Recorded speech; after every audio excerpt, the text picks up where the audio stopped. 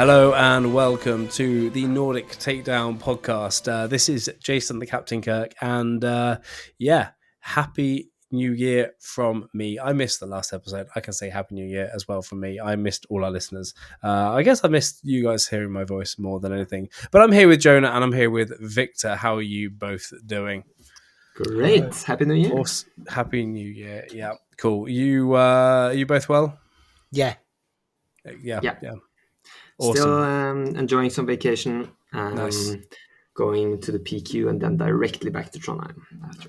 Nice. PQ, first PQ in the Nordics happening this Saturday. But we're going to completely ignore that tonight and talk about anything else. No, I'm joking. We're going to be doing that because we are covering 3 of the 4 Nordic PQs in streaming wise. So that is happening. If you haven't seen our currently non-existent posters just yet, that will be out probably when this episode is out, to say, we are streaming Copenhagen this week. This Saturday we are streaming Stockholm on the 8th of February, and we are streaming the Oslo PQ on the 15th. Thank you, Jonah, for helping me remember that one. So yeah, we're going to be doing that, and that's really, really exciting, because that is something that we've been planning. We've been prepping for this a little bit, in some ways, to hopefully say it goes, nice and smoothly, and we're not going to miss the first game of the final this time.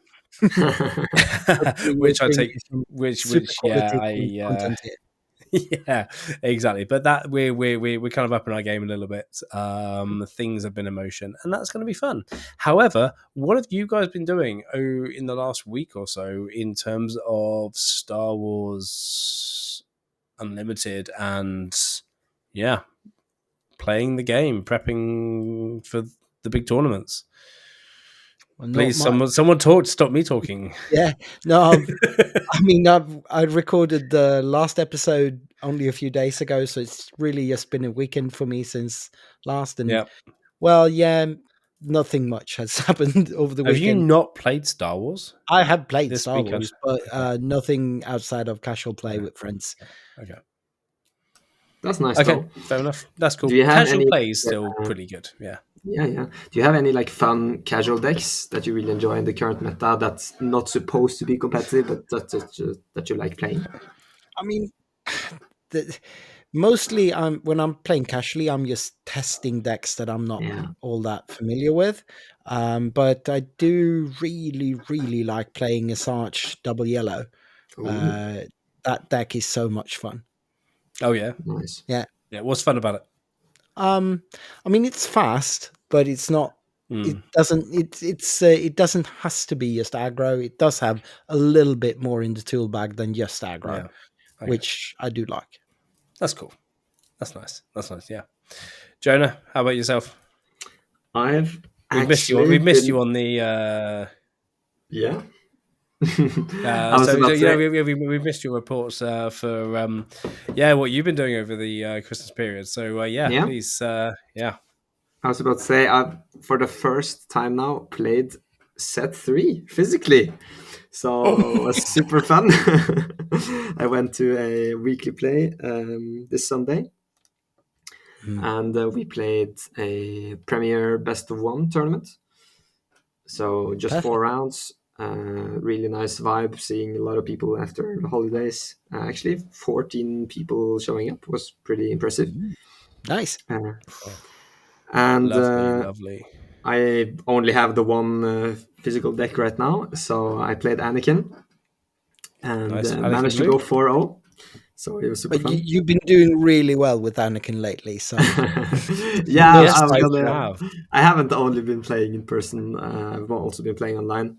But just finishing up after the games, I got to sit down with a friend, Alan, who's really good at just building fun decks. And he's kind of been infamous for his Padme Blue. And now you're probably tearing your hairs out, but actually he just put all of the Republic cards he thought would work in the deck, and he's been playing it locally, and he's been winning all of the time Really? against meta decks, and it's crazy. Like, Oh wow! everybody's saying Padme is so Wow. bad, blah, blah, blah. And Yeah. he played it against me. I Blue was green. borrowing. Padme is green, so with the blue base. Yeah, a blue-green hero deck. Yeah. But the thing is, it Right. goes super wide for the coordinates, and then you have two Yep, sides to just steal Mm. stuff. And I don't know, it just keeps drawing cards with Padme's ability, so it was super fun. I played one of his other janky decks, a yellow Chewbacca. So probably happy to hear that, Jason. Yeah, of course. And A yellow Chewbacca, I like it. Yeah. yeah, managed to. Was it good? Or It managed actually to counter the Padme deck, because nice? imagine a big Sentinel, pretty good Yeah. at soaking up all of those tiny Yeah. units, because the Padme deck is a swarm deck. Yeah. Yeah, so that was super So fun. is that a lot of like, because the Chewbacca? Forget that. No problem. Yeah, But I it mean, was- with the yellow, is it still going down the Jedi Force route with no, with it's with those? more Wookiee tribal, More but it still Wookiee- plays now. There's Wookiee, two of them, Okay, yeah, but it's yeah. it's a fun casual deck. Nice. And then over to the online part. Been playing in the Take the Initiative League pretty much every month since I don't know, January or something last year. And finally, I made it out of the top 4. I'd been top 4 twice before, but this time made it to the finals and won. And what a game it was. Like, congratulations, man. It was great. Thanks. It was a kind of crazy series, actually, because I played Anakin Blue, and Sabine is a very, very tight matchup. I would say one of my weaker. But in the first round, I met a Blue Afra, played it super poorly, but still managed to win, because Blue Afra is not the best, maybe. But in hindsight, I didn't play around Power of the Dark Side, didn't really utilize the discard too well. But after the top 16, I played 3 Sabines in a row, and kind of unexpectedly won. The first 2 games, I think my opponents did some misplays. I got a bit lucky. I think in both series they missed maybe a turn 1 play. But that's rough for Sabine. Yeah. And it happened to me in the final as well, actually, in game 1. Yeah. But the other games in the final were kind of tight. Like the whole series was kind of nail-biting. You had that first game pretty well nailed down. Yeah. And I'd say Boku did really well in the second game, and that third game was just wow. Yeah, it came down to almost a misplay, but I managed to ask quickly enough, like, oh, can I take that back? Where I played a perilous position in a situation where I kind of didn't need to, because I had some leeway on my base. Yep. There was a Sabine in play with a Darksaber, so I needed that, and I needed the initiative to win. But I think it was the first game I've ever won against Sabine with Anakin without deploying Anakin. Yeah. Because usually you need to deploy Anakin to actually deal the damage, right? But we kind of went to a situation where I had Anakin's interceptor for the whole game that just was able to attack and keep attacking. And it kept going for 4 every turn in the end. Yeah. So, Huge. So it was super close, but extremely fun to win, and also to keep the championship title within the Nordic Takedown. Yeah, because Adam won last season. Yeah. And apparently that was the first time a deck without green cards won. Yeah. They've had green. Is that true? Wow. Yeah, it's been green winners in the TTI League every single season up till now. You were the first one to not include green cards. I guess pretty cool. Very nice. That gives me some congratulations for that as well. Yeah, pretty cool. Amazing. Yeah. And I also, like, you got to shout out Ryan. Like, he's joining from the US in the middle of the night to do commentary for it, and that guy is super dedicated to the game. Like, he's such a pillar of the community. Yeah. That's I mean, that's, middle of the night gaming, streaming. Yeah. You got to be good. Yeah, cool. Well, because I've missed a few episodes now, so I actually got to go and sit down and play. I went to see Matthias a few weeks ago, and we actually got a few good games in. I got to test out and play some of the physical decks that I have built up, which is pretty nice. So I have the Chewbacca, which I've been working on a little bit with Adam, which is very non-Wookiee, and actually a very different type of Chewbacca from before. With now there are two of them as the base, which is a lot of fun when now there are two of them drops in the first or second hand, and you can just getting out Ki-Adi-Mundi turn 2. That's pretty fun, however, in both games I played, I didn't draw it at all, which is a shame. But it's actually becoming a very, very fun deck. So I'm still considering taking it to Oslo. Just got to get the reps in. Just got to do that. But I also had a bit of fun with Thrawn, Thork's Thrawn deck, which I'm very much enjoying. Played it in the last Swedish League, and that was great. But I think the most fun game of the evening, I mean, I was going up against Matthias's Bosk green deck, which he came, I think, in the showdown in Gothenburg, he came second with that one, and it's just disgustingly on the ramp. It's just like nasty. And I thought I was going well, and in one turn he played two. He ramped so much that he could play two overwhelming barrages on the same unit out at the same time, and I'm just like, is there even any point in me playing this? It was disgusting. However, there was a brilliant moment where I was playing my Anakin Green deck, which is a bit of a combo deck where I use the Frontier Shuttle to double hit with Anakin with Overwhelm to take the game. And I could not get him out. As soon as I got him out, I had two General's Blades in hand. I got him out and he got taken out straight away. So Huyang, who was still on board, Huyang got the General's Blades, and Huyang won it for me with the General's Blade. It was a beautiful moment with this kind of the robot, the droid that trains Jedis. It was the master, and it was a beautiful casual moment for the game for me. So that was basically the highlight of my my time away from the podcast. Holiday time.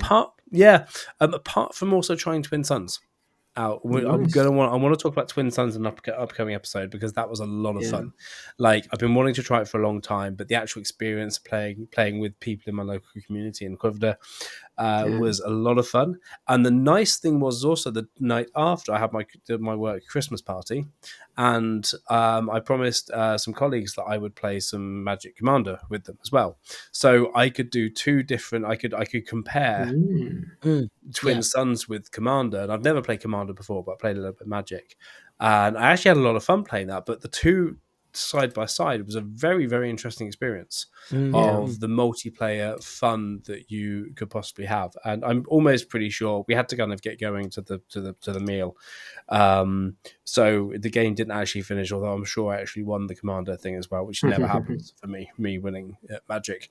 But in the Twin Suns, I will say that I won 2 out of 3 games. Cool. Nice. So I'm going good at pro on Twin politicking. Suns. No, but we're definitely doing a Twin Suns episode down the road. No, because, absolutely. I mean, I took a Han 2 and a Chewbacca deck with a yellow base, which was a lot of fun, because in Twin Suns, when you're playing with a lot of Sentinel out, people want to do as much damage as possible, so they ignore the Sentinel units, and then I just start flooding the board, and all of a sudden you can't. It gets too much to handle, and they're like kind of hitting each other and everything. Yeah, so it was Chewbacca in Twin Suns could actually be his place to shine. Could be. It could be pretty good. But that is my that is my thing as well. Before we go too far on, because Jonah, you're also playing this weekend. Right, you're going down to Copenhagen. Last episode, we actually promised to dive into your prep. How's it going? It's I haven't really done any prep where I would like focus on it being prep, but it's more like I've played a lot of games with Anakin Blue, which is probably the deck I'm bringing. Would make sense. Really? Yeah. Are you sure you're ready for that? Yeah. Not changing it up last minute this time as I did at the previous Copenhagen PQ. And kind of got punished in game 1 where I played poorly and lost. So hopefully I mean, you've been so successful with it lately that it would be really weird if you didn't bring it. Yeah. Now, but what do you expect from the Copenhagen PQ? What do you expect to see down there, and what do you expect from yourself? Honestly, I don't feel like I have a pretty good overview of the meta. I feel like Han Yellow has kind of risen in popularity. I feel like more people are talking about it. And Cadwayne Tarkentown is another super deck. Strong. But I don't know if people still are on Django. I feel like Django was kind of the most popular in the beginning, this meta. But I guess some people will stick. So I have no idea what the local meta looks like. Maybe I should ask someone. No, but I don't think I have many cards to really tech the sideboard. I think I have a pretty... I mean, if a lot of people jump on Han Yellow like this late, that's super good for you. Like, that deck is so hard to pilot. So if people just jump on it with 1 or 2 weeks notice, well, bring it on, man. that's freebies. You've been playing your deck for months now, and they bring one of the hardest decks to pilot with not enough reps. Then that's, come on. I'd be much more afraid of people that's actually been on Han Yellow for a while. Like, agreed. If they've got the reps with it, then it's really dangerous. Like, if you look at the last week's PQs, you had a couple of Han Yellows. Not in the PQs, they weren't doing that well, but in the 2K tournament and so on, it was doing really well last week anyway. But those are some of the best players in the world, bringing a deck that they've been repping with for months. Obviously they're going to do pretty well. Yeah, that's true. The experience is often more important than finding the perfect meta deck for a specific tournament. Exactly. Yeah. And if you look at like Ian, he's been playing Han Yellow since set 1. Off and on, but he's been playing it all along. And also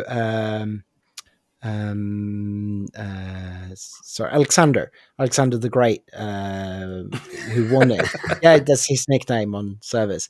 I mean, he's been playing Han Yellow a lot, and like been the champion of Han Yellow in the KTOD forums for quite a while. He's good with that deck. First I thought you were going to talk about Alexander Lutz and Krennic. Oh yeah, but that's the same thing. That's another That's the same thing. That guy's been on Krennic since day one, more or less. Yeah. Obviously, he's going to be good with the deck, Yeah. And on the topic of prep, I also want to give a quick shout out to Buku, actually, the player I played against in the final. He's like maybe one of the best players I know, and not because of tournament results and that, of course, that's good too, but more in the way he's super methodical and analytical.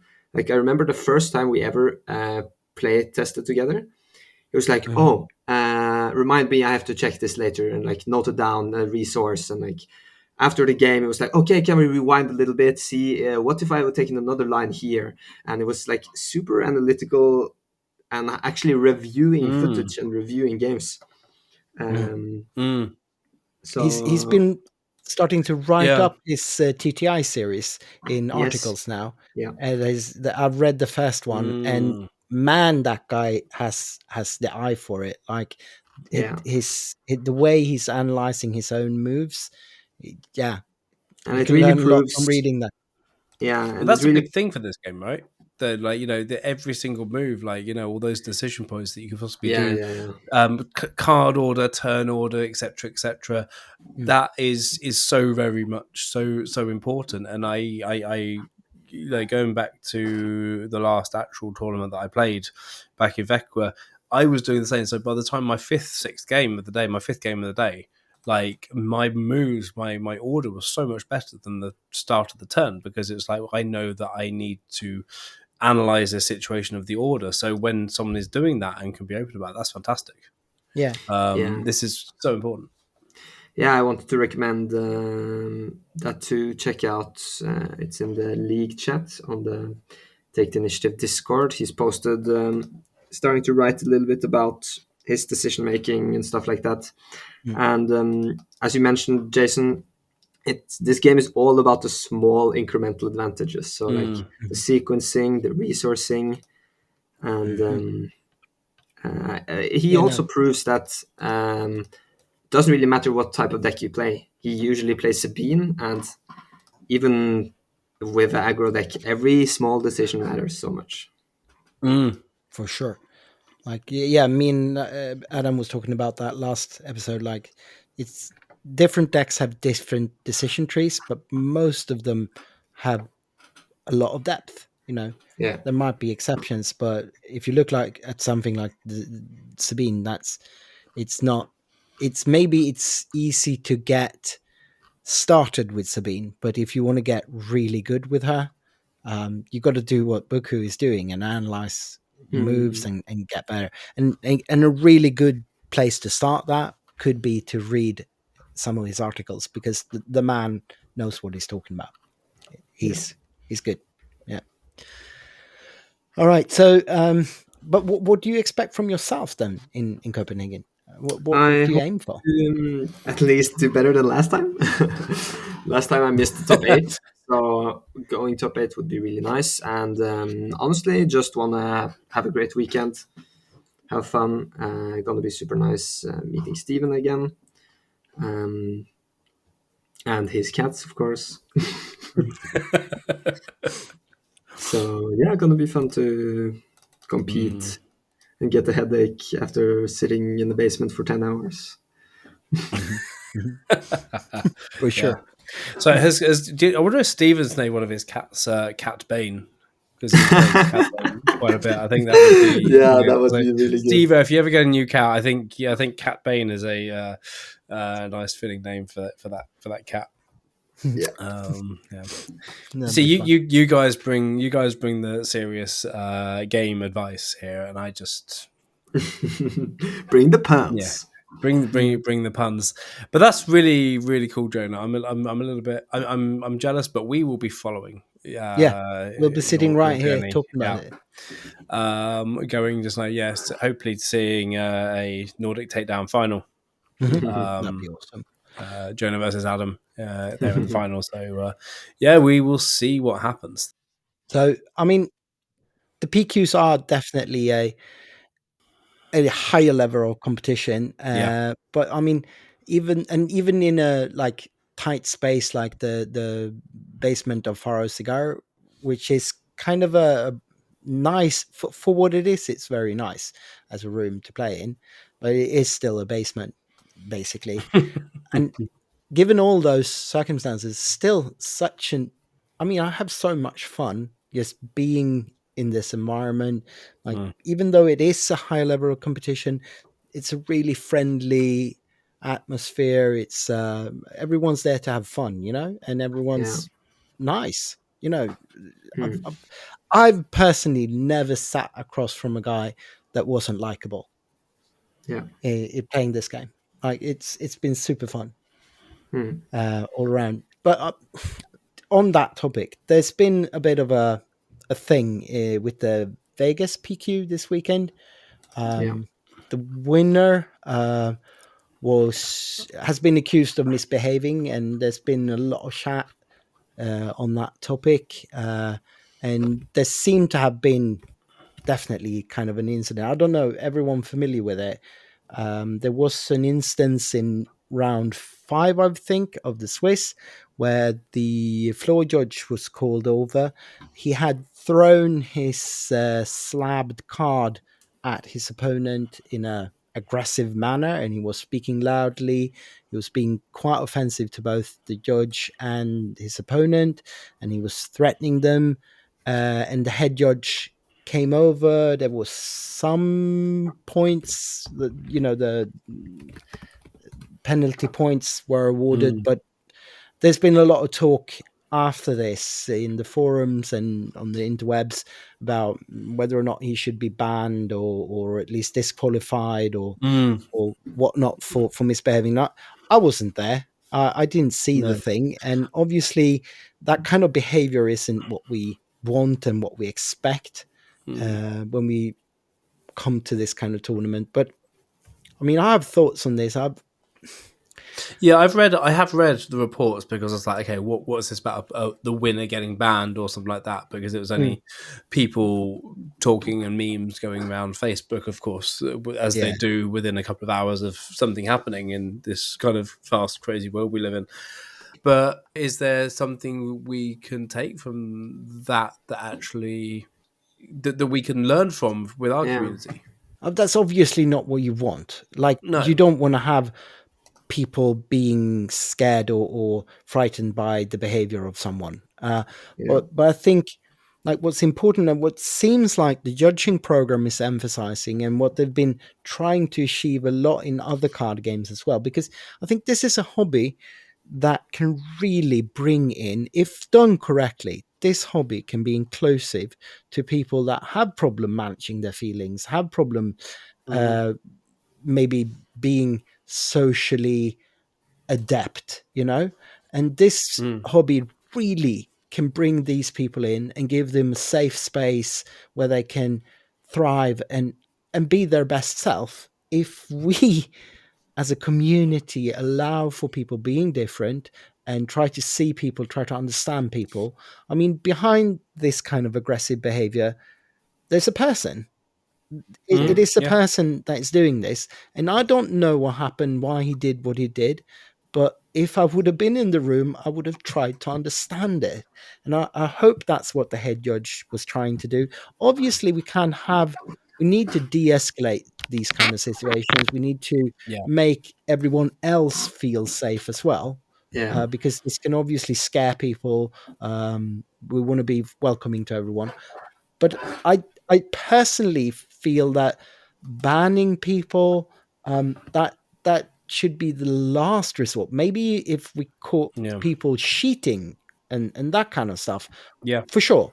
But a person misbehaving in this sort of way, I'd like to think that that person is more in need of help getting to find a way to express himself and deal with his issues, and that's better done within the community. Ousting a person is not the way I would want to go. I guess there are situations where that's the only way to go, but hopefully that's not where we need to be. I very much understand that it's super difficult for the judges at this like very busy event to deal with every situation perfectly, and it's always hard to strike a balance with how firm you should be, how much you should try to understand the situation, the person, etc. But the decision that is made there and then, we kind of just have to respect because the judges are doing their best.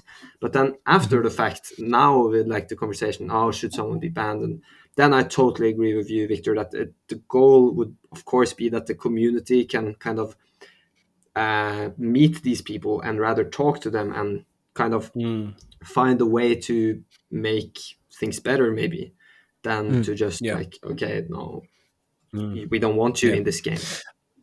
No, yeah. And I mean, I Exactly. can definitely see that if he's super aggressive and everything, you might have to have him leave the room. Yeah. But that doesn't mean he's not welcome the next day. If he's able to behave the next day, he should definitely be welcome the next day. And so there is a context thing here as well, is that this is the first PQ season with level 1 judges, where the judges have gone through training. There is a structure for judges. There is a reporting thing for judges. And they are learning from each other, of course, as well. So there is that as well. But this is also the second PQ season, I guess. But also now where showdowns were used to be the big thing that people were looking forward to, PQs mean more. PQs, there is more pressure. It means more. And you've got that pressure as well as these guys kind of getting through the day, they're getting tired, etc., etc. It's very difficult to filter out emotions as well. And so it's not until you take yourself outside of these situations to go, oh man, that got crazy. And so you never know. That's probably maybe what this guy was thinking. Like, oh wow, it was for what I read from the report. There's actually a decent conversation between the judge and this person afterwards as well, because the head judge did talk to him afterwards, and there was a friendly conversation. I don't remember the full details, but we've got to take this into context and also just be aware of going, okay, yes, it's more competitive, but let's not sacrifice the community for that needs to be the best and have to win at all costs. The community has to be the winner here. And the community has to come out on top with all of this, with all these games. Otherwise, people aren't going to want to. We're going to get we're going to get known for being a toxic community, which is not what we want. That's not what the players want. The risk here, obviously, being that people behaving like this guy can scare people off from wanting to go to these events, because they might get the vibe that people are being very threatening and aggressive at the events. So that's not what we want either. Like, we really need to have the judges be able to make good calls and trust the judges to be able to de-escalate situations and get, because I mean, being confrontative in this kind of situation will not make anything better. That won't solve the situation at all. And at the end of the day, like, it's a game, we're all there to have fun, so it's nice to keep that goal in mind too, in the back of your head. Yeah. And at the moment, there isn't a huge prize pool for sure. Like, it seems that most PQs will have even less of a prize pool this season than last season, because stores are shipping in a lot less into prize pools this time. Right? Okay, I hadn't seen that, but obviously the big prize is the invite into Worlds, which is going to be an amazing event as it is. So but yeah, it's like community has to win. Exactly. But I think that is a good place to wrap up today's episode. It is a shorter one. It is late here. Viktor and myself we've been going for 3 hours trying to fix a problem that wasn't really there for Saturday. But trying to fix up the streaming stuff. So we are putting more effort this week into Saturday. So you do want to get half an hour of us of listening to our sweet angelic voices this week. Next week, you will get the full lowdown from Jonah and Adam. We are promising this, so they have to deliver. Yep. Are you going to get your load of mine and Jason's voice this weekend if you tune into the cast? Exactly. You will, and it will be a party. It will be amazing. Yeah. So come along, hang out with us, chat with us while we're online, and we're going to enjoy the PQ down at is it Faros Cigars? Mm-hmm. I think the shop's called in Copenhagen in Denmark. And I think the round one starts at 9:45, so we'll be starting the stream a little bit before there, as well. So we'll look out for the link, and we'll see you there. Any last words, guys? Have a good one. Yeah, have a good one. See you this weekend, I hope.